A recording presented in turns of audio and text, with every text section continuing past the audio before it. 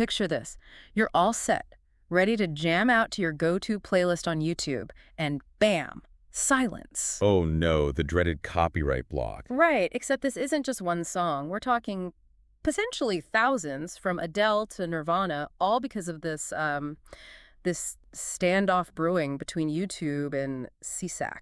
Yes, SESAC, the plot thickens.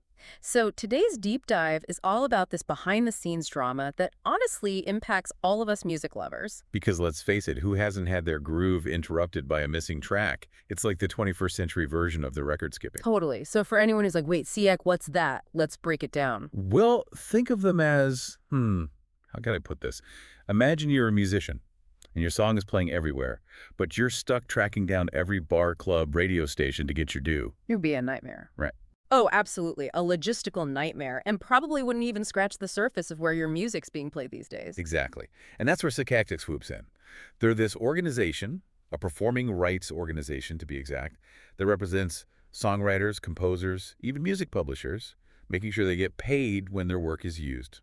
Well, publicly. Publicly meaning? Anything from that cafe playing tunes in the background to, well, us using music for this podcast, even a stadium concert, you name it. And it's not just a handful of artists. It's over 15,000 of them. Okay, so we're talking big players here. We've got YouTube, arguably the platform for online music these days. Don't forget about the artists. We're talking about household names here, folks whose music is pretty much everywhere. Right. So how did this whole thing even start? Was there like an epic contract negotiation fail or something? From what we're gathering, it seems like YouTube's deal with SESAC just straight up expired. Now, usually these things get quietly renewed. Nobody even notices. Except when they don't, and suddenly your favorite song is hostage in a corporate battle. Pretty much.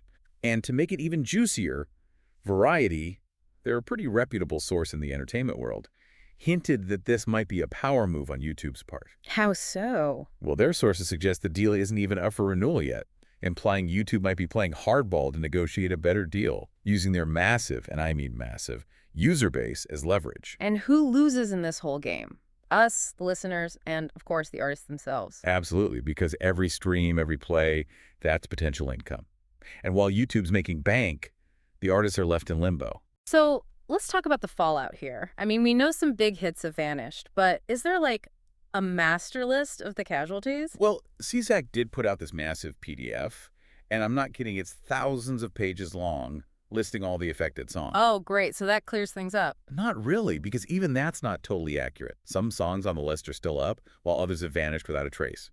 It's a mess, frankly. So what now? Do we just wait and see who blinks first? In a way, yes.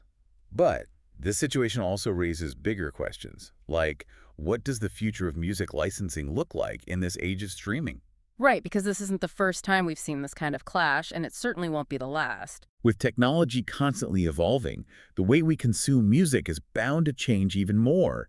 And that means these agreements, these behind-the-scenes deals, well, they're only going to get more complex. It really makes you think every time you hit play on a song, there's a whole other world of negotiations and legalities happening behind the scenes. A world we usually don't even think about until, well, our favorite song disappears.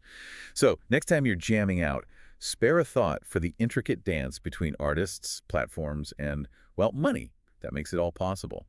Because without it, we'd all be stuck in musical limbo. Food for thought the next time you're scrolling through your playlists.